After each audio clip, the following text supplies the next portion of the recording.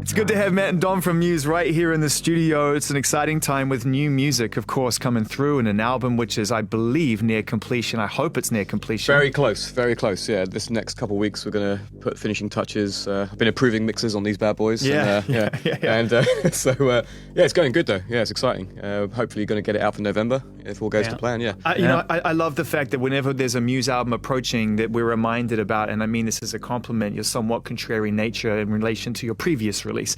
Being there, done that, what's next? And you're always pivoting left and right. There is some kind of, It's kind of like a cycle, isn't there? Like we do an album that's kind of rock based, where we're kind of the three of us in a room together just playing like the good old band sort of lineup, and then we decide to do an album that's kind of disrupting all of that and trying loads of different things. That's what this album's going to be. It's your depth charge in the water was Dig Down, and that was interesting. That came out, and it was I love that record. It's a really great return as an in-between record, and I wonder, is that on the album? Is it a reflection of the new album, or is it a little bit of a it's going to be on the album, but there's like another version of it on the album as well. So the album's going to have two sides to it, kind of. It's going to have like about 10 or 11 tracks, and then there's going to be like, say, 7 or 8 tracks which are kind of like different versions, like acoustic versions. Great. Dig Down, we've done a gospel version with the Torrance Gospel Choir. It sounds amazing. Wow. It's kind of almost probably better than the original, I'd say. But yeah. Let's get straight up to date with Dig Down, and let's talk about that song and what it means to you in relation to, coming off the back of the Drones record, another return to a harder rock, a more driving kind of Muse in the live environment type sound, and where the inspiration to kind of pivot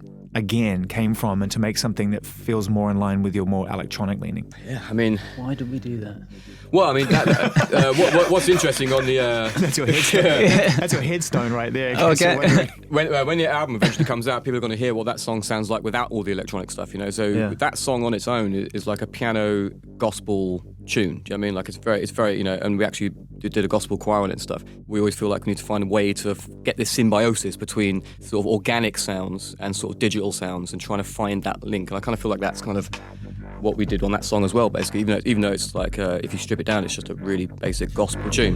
You guys, to me, have sort of started to appreciate this new way of getting music out there and being different and being interesting, and put a song out here. And are you enjoying this new approach, the idea of creating Dig Down and then going, put it out?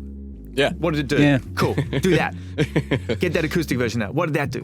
Where's that going? Exactly, yeah. Totally, yeah. I think it's been we've been talking about it recently, but I think we're just trying to kind of going back to what I just said, but spend more time actually making music rather than and just having releasing more music than we traditionally have done. So yeah, I kind of look, Jamie and that Beatles band we're doing, like looking at their catalogue and stuff, you think to yourself like, like they're banging out like a couple albums a year. Yeah, I mean, so I kind of feel like 5 years, 6 years the Beatles are around. Am I being even generous there? Yeah, I mean, for us, it's like I feel like I'd love to go through a more prolific stage. Like putting out, making more music, spending more time in the studio. This will be our 8th album, but it's been probably one of the easiest ones to make in terms of no shortage of ideas. Do you know what I mean? So I'm excited by that. I remember like the 3rd album, or maybe even the 5th album, there was moments where I was like, oh God, I don't know what I'm going to do here. I'm running out of ideas. But but I'm on the 8th album now, and I feel like I've got more ideas now than I had even in the beginning. I always pictured Muse as quite an ADHD experience of being in the band, and so when I think about 8 albums over 19 years, I think that's a really prolific amount of work, considering, like you said, where you came from, and you really dedicate yourselves to touring. So you're going to be recording an album for 2.5, 3 years. It's just, that's a given. But now I think that it speaks more to the language of where the band came from, which is like you are an uber super creative unit. So that old way. Do you know what I mean? Yeah, I think so, yeah. It's like we toured our asses off for 2 decades, pretty much. I mean, and we got ourselves to being, I guess, a good live band and everything. So I think that we... Oh, stop underselling. You're probably the top 3 live acts in the world. I'd say that was our priority, was being great live. Do you know what I mean? And that's what... But I want to make the priority now going forward, like being great in the studio and making great music as well. And making great videos and making all sorts of interesting... Yeah, exactly. You know what I mean? Let's talk quickly about this album, but because it's coming, before we get to dive into your essentials, which is just ridiculous. And I don't know how we're going to even put that into context, because 7 albums existing. But this forthcoming new album, you don't have to give away anything you don't want to give away, because we don't put people through that. But do you have an album title in mind? Yeah, we do. I mean, I think we're allowed to say, aren't we, or not? No, Gail says no. But I think there's going to be another song, another even more fun video that's going to come out before the album. We haven't made that yet, but we're going to stick with this guy Lance Drake making a whole series of really... Yeah, because a good theme of developing there. Yeah, sort of going back to... For me, it's like reconnecting with some of the imagery and some of the early 80s kind of stuff that... So I think my first exposure to music was film music, but it wasn't just like, it wasn't, just John Williams. It was also like Teen Wolf and Blade Runner and some of these other things that have, interesting soundtracks when I was probably 5 years old or 7 years old and stuff. So sort of revisiting all of that kind of imagery, it just reminds me of some of my earliest musical influences, and some of that's crept into the album, I'd say. My memory serves me correct. Was that one of the first things you guys put out? Show music, man. We started playing that again live recently over the last couple of years. Like, a bunch of fans like really wanted us to play that. We haven't played it for about 10 years, and I'll tell you what, that song does stand up actually. Yeah, it does. Live, that really does sound good. But who were you when you made that record? If you can think back then, when you're teenagers, you were 19 because you just turned 40, so you were 19 probably, and they were about the same age. So who were you when you guys made that record? Bit more whiny, I'd say. But as people, you know, I mean, I just remember when I heard that record for the first time, I was really taken by how skilled it sounded at the beginning for such a young group of people. And maybe not now that you've learned how to play your instruments better and pushed yourselves out further. But back then, you got to think debut albums didn't set the bar that high back then.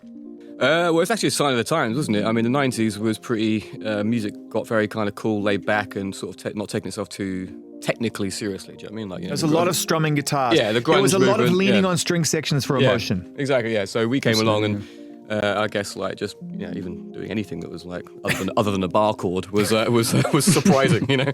So that's kind of what happened. I mean, we weren't actually that good by sort of by 80 standards like of musicianship. We were like Van Halen. That's a different level of guitar playing right there. Do you know what I mean? But we came along at a time in the 90s where no one was doing solos, basically. Yeah. We're going through the Essentials playlist with Matt and Dom from the band Muse right here, ahead of a brand new forthcoming 8th album, which is near completion. And the next point I want to stop really is I want to get straight into Stockholm Syndrome. Nice. From 2003, which came from the album called Absolution, and to me was really that one of those first moments where you kicked the door in sonically in a very major way.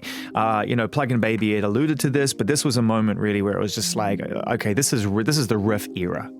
Yeah, I mean, it was also like what we, coming out of the 90s into the 2000s. It's like we could tell that rock of the 20th century it's going to have to change. We have to find ways to update it and bring new sounds in. And I think that our best material is the stuff where we've managed to find that middle ground between, the best stuff of like, synths and tech, even EDM music, but influences from the sounds anyway, and trying to find a way to make that work with the sort of organic sound textures of sort of 20th century rock music. And I kind of think that's what we were trying to do at that point. And Stockholm was probably one of the sort of heaviest tracks that managed to sort of combine those two sounds together. Throughout all that song, there's like quite a lot of synth work going on. There is, and what's interesting is that when I watch you play in particular, Matt, that your ability to play the piano, play guitar, these two things, I don't see a distinction between the two instruments when I listen to you play. I don't think like that's Matt playing the piano or that's Matt playing the guitar. You sort of play them the same kind of way at times to me. There's like a sense of musicality that comes in both. And I think that was evident in the first two albums. I felt like you could have played those songs on either of those instruments. But Stockholm Syndrome was like, nah, that I'm playing the guitar. Totally, yeah. Yeah, I mean, I'd say if anything, that track was influenced by The Prodigy or something. But we're trying to keep the riff alive, basically. Yeah, that's been the challenge of this decade. Yeah, the last 2 decades. We're talking to Dom and we're talking to Matt from the band Muse, and we're going through Essentials right now. Starlight is the name of that song, taken from Black Holes and Revelations, the album released in 2006. Another really important turning point for the band. Another moment where it jumped up all over again and it felt like it just kicked up another notch. What was it like being in the band at that point, so 7 years on from kickoff, and realizing that actually, your place at the table was pretty much set for you now? It was an exciting time for sure. It was like, Black Holes was when we first started doing a little bit better everywhere really, but particularly over here, like, we've gone from, doing... Well, I suppose we did our first stadium in Wembley Stadium, which is a really big deal. It just felt like things were really kind of expanding. So it was a really exciting time. And even over here, we were kind of going up through like theatres, and I think did our first arena over here on the album as well. I feel like that was the album that kind of, it caught up to your live draw because you were already playing big places. And I remember having conversations with people about you in America and predominantly in Europe and the UK, obviously, where you were an arena band selling 15 to 20,000 tickets, and people would say, there hasn't been an album that has kind of lived up to that on a singular level. Yeah. There's moments that people will go and see live, but I haven't heard an album that really gets it. Yeah. And Black Holes, I think, answered that defiantly. Yeah, I mean, that was a blur for me. I remember 2007. I remember thinking at one point, like, I got a feeling this might be the best year of my life. I think it might be. I remember having that thought, and that was because I was briefly single, and we were we were doing very well, and I just sort of did all those things that that rock stars kids dream of doing when they're in a rock band. Yeah, and it was just a crazy year. So I don't remember much of it other than having a good time all the time. Yeah. Did you know when you were making Black Holes, the album, did you realize that you had kind of achieved something beyond where you'd been before? Do you know what I mean? Yeah, I mean, we were blown away, obviously, with the Wembley Stadium thing. I mean, like, we were, like, nervous to even book one night there, and then we sold out to the second one. It was like, something's changed, you know what I mean? Like, we didn't, it didn't seem real at the time. Well, I stood up the back, because I DJ'd on those nights, and I stood at the back with Jamie, funnily enough, before you knew Jamie, who's a mutual friend. Yeah, he sent me a picture of that the other day, and it showed me a picture, and I was like, looking at it, it was him, it was like a selfie. Yeah. I was like, is that Wembley Stadium? Yeah. Hang on a minute, that's our gear on stage. What are you doing inside stage? He was like, yeah, I was with Zane. I'm a bit hungover today because I was out with him last night. Are you? So everybody get to know Jamie, who's a mutual friend, who's one of those wonderful connectors in human beings that just meet somebody and all of a sudden you're friends with him and then you're friends with his friends and that's how it goes. Yeah. So we hung out on the second night. He came and we sat at the back during Nights, which was the opening, and watched it all happen and unfold from behind the stage in the terraces. Yeah. There were only tiny part that wasn't completely sold out because no one would have a view. And I remember, like, it was emotional for me, not to sound like a dick, but to see a band who was never really supposed to, when you started, reach that level. No one would ever have said, oh, music going to do that in 7 or 8 years. Yeah. And Black Holes was the album that really just went, that. I think. Yeah, no, it was an interesting time. And we put out Nights, I think, as our single in the US. Do you know what I mean? Like, a 7-minute prog tune. Well, it was such a, but that to me was a classic bohemian, paranoid android type statement to make, which bands at certain points in their lives can do, because again, the ambition has been met by the popularity. Yeah. Somewhere beautifully in the middle, where people are like, no, I want you it's great. to push it. It's great that moment in time when you can do something like that, where you can put out a song that's completely not in any way could be considered a single, and get away with it. We just played Nights of Sidonia. Of course, we played the full version because we can, because we're a streaming service and we're not a radio station. But I always remember when the radio edit came in, it was so stupid. Oh, God, yeah. It was so stupid because the whole song was supposed to be like this beautiful opus. And I just remember it was like... It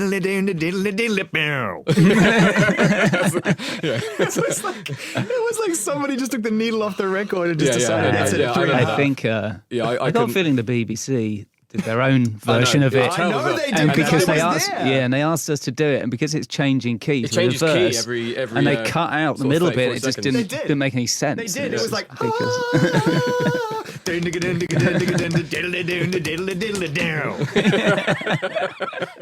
so fucking stupid. It's like trying to do an edit on the Mars Volta. Like, what are you doing? Just let it happen for 30 minutes. Just write it off. When you think about that song in particular, Nights of Sidonia, another one that nobody who's in a stadium watching a Muse concert is can say they're not waiting for that moment. That's a real moment. And when you were making it, just getting inside the actual recording of that song, was it funny? Yeah, I mean, I'd say it started off, it sounds crazy, but it started off for me anyway as sort of slightly inspired by Tom Waits and this kind of otherworld kind of thing. And the song ended up nothing like anything to do with that. And then I started listening to like Tex-Mex music, my dad's band, the Tornadoes, and sort of just getting into that kind of period of time, that late 50s, early 60s kind of surf rock type thing. So originally it was much more Dick Dale in nature, and it was... I'd say it was kind of... So the only thing that stuck around was the... yeah, that was the only bit that survived. Yeah. Originally the main guitar riff, like ding, ding, ding, ding, that wobbly stuff was more like Dick Dale. It was more like like that, And the song was quite serious, but as we started making the song, smiles started emerging. And when I recorded the vocals for the ending, it was clear that this was, half comedy. It was definitely like, and we started to embrace that half and go with it and go, you know what, let's just go mental here, and started. So we made the whole thing just more crazy, and then we started. It was when I did that guitar thing with all the wobbly stuff that it sort of. It was at that point. It was like we weren't even sure if it was really a serious track for the album. It's sort of like just make something crazy and funny and see what happens. We're going to jump back now to a song in 2001 from an album called Origin of Symmetry. How do you feel about that? Is that okay? You happy with that album? Love it. Good. Yeah, good one. Plug-in Baby. One of the most iconic riffs that you've ever written, right? And one of those moments that again, I mean, just thousands of... That's what YouTube is invented for, to watch people badly play Plug-in Baby on their electric guitar. Where were you when you wrote that riff? You remember? God, blimey. Oh, God, you're taking me back there. Yeah. I got the idea, I was in Tom's house, Tom's kitchen, and we were listening to DJ Shadow. And God, he had such a big influence on so many rock bands. Yeah, and I remember hearing something there, and I thought, well, there's something where I heard it was like a little bit of a classical thing that you put a beat to, and I thought, well, I'm into that kind of stuff. And I started going back and listening to, I think it's some, I know what it was. It was Organ Donor. Yeah, there you go, something like that. Yeah, and then I was like, well, it's basically a scale thing, and I started working with the scale and just trying to make a kind of cool riff out of it, and then put a few chord changes in. So yeah, that song, that riff. We're talking about around the time of the first album. Actually, that's probably it's actually a really old song. Yeah, the first demo of that song was actually something we turned down. We didn't put on the first album. Ended up saving it for the second album, basically. Drones is the album. 2015 is the year. It's the last full length that we received from Muse ahead of a forthcoming one, which is coming. And there was an extensive world tour around that record and the most ambitious live show that you guys have ever undertaken. Did it achieve more than what you hoped it would? Because Drones came out at a really important time for you, where I felt like you had to take that thing that people love about the band that can be presented perfectly live and just bring it back and put it in front of us again. Yeah, totally. Again, it's probably like that it started as a reaction to what we did before on the second Law, which again had quite a lot of kind of experimentation and diversity in it. And I think we're like, okay, well, let's just get in a basement and and jam and kind of base the songs around the riffs, really. What was Psycho based on, from your point of view lyrically, Matt? Well, yeah, I guess it's kind of about military brainwashing. The song Full Metal Jacket, that song, the film, Full Metal Jacket, big Stanley Kubrick fan, so the first half of that film where you see that person going through brainwashing essentially to become a killing machine, it's kind of really about that, and then also, I was sort of linking it to other stuff to do with drones and things like that, basically. We can't let you go without talking about Supermassive Black Hole. Again, I thought that to me, again, was that first time that you really got away from the brown. Yeah. That you actually went, we're going to dabble in this world. Did you feel like you were taking a risk at the time because it wasn't what the band were known for at all? Yeah, I guess. I think so, yeah. I think we knew the fan base would not like that. That's an example of a song that we first put out, and like the hardcore fan base at that point in time really, really didn't like it. How did you find that out? Because there was no, it's like social media at that point. There was like a message board on the website and things like that, and it was like, everyone was like, oh my God, what's happened? And now it's like the most streamed song in the UK ever, do you know what I mean? Like for us, even now, like more so than Uprising and other songs. Yeah. So it's kind of...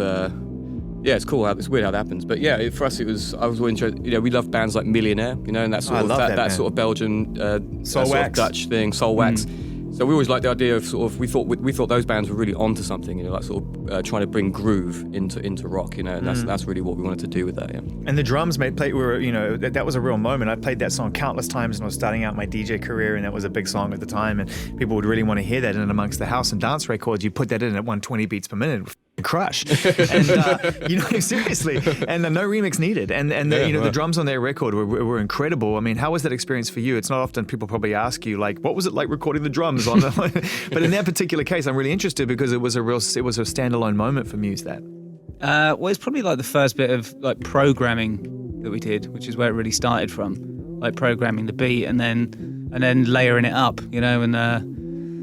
Does that come naturally to you? For the kind of drummer that you are, to be able to work to it, to find the groove but make it syncopated and digital at the same time? I remember it feeling just a bit alien at the time because it was the first time we did it. So, and we kind of built it up with just some like program sounds and things, and then you start putting guitars on it, and built the song up, and then we chucked some live drums on it in Electric Lady or something, didn't we, in New York? And it just felt like a different way of approaching a rhythm section than we've ever done before, because typically it's like get a drum sound and do some takes, man. Yeah, and then up down the pub all we used to go and put the lyrics. So I remember like just it feeling like quite different and challenging for sure. And now we kind of do stuff like that all the time, like tons of layers and lots of programming or not. Well, also you've had to undertake that on a live front as well and make sure that it kind of retains that essence when you're playing live, which is a whole other thing than when you're in the studio. Yeah. So live here, I kind of use like triggered sounds on my kit, so I play it, but with the electronic sounds. Yeah. The Resistance is an album that came out in 2009, recorded in the bunker on the side of the hill in Lake Como, and is an album really that, when you think about it, to me, really was the first kind of opportunity that, as a fan, I got a real insight into what you were thinking about on the world on a wider level. You dabbled in that subject matter on other records, but this was a very, very clear, layout with. And we need to pull ourselves together. There's always a way out, but we have to address these things in order to get past the next thing. And I feel like The Resistance was really your synopsis at that point. Yeah, I mean, it's hard to think back to that time because the times we're living in now is even more crazy. But Yeah. I guess it was. I was living in central London at that point. Well, I was living in Como as well, but when I was in central London, there's a lot of protests going on all the time. You know, like in the 2008 time, a lot of the what was it, the G what do you call it, G something, G20, G whatever. Yeah. There's big protests going on in London, and it just felt like. It just really felt like that thing of where like there's this kind of establishment that just doesn't listen, you know, and then there's like a sort of the rest of us that sort of feel like we're being ignored, and that's the song Uprising is really about that, you know. Dare I say it, you know, it's it may have gone the other way in recent times, but basically at that point in time, it definitely felt like there was an establishment that was impenetrable by the masses. You know? And as a writer, being very into that subject matter and being very sort of connected to what's going on in the world and being something that inspires you to write, living now must blow your mind, because a lot of what you warned us about or talked about, or perhaps to some degree creatively predicted at least, is landed and or gotten worse. Yeah, I mean, you could say that. I mean, we're all still safe and alive at this point, so I think it's always good to take it one day at a time and and not get too crazy about it all. But I'd say that these things come in cycles, you know, and I'd say that this cycle we're in right now feels very similar to, say, the early 2000s, 2005 period. You know, I feel more linked to like sort of the Absolution period when obviously the wars were kicking off and everything, and everyone felt like these wars were happening not in our name and all that kind of stuff. Something feels a bit similar to that, you know. So I think it's like this kind of cycle thing that seems to happen. The new album, is it within a cyclical nature as well thematically? You talked about the sound of the band and how you move in cycles. Are you kind of touching on subject matter that feels like a refreshed and an updated version of things that we've kind of experienced before? I'd say there's more escapism on this album, I'd say, than actual tackling some issues head on. I'd say there's some connection to almost the early 80s as well, where there's that period of time where music became, you know, it was okay to sort of, you know, you see what we're doing in the videos, sort of just kind of live in a fantasy, live in a dreamland, you know, and the themes on the album are kind of more, if there are themes, it's more to do with technology again, to do with like simulation and to do with virtual reality, what that means for all of us and what that could mean in the future, you know.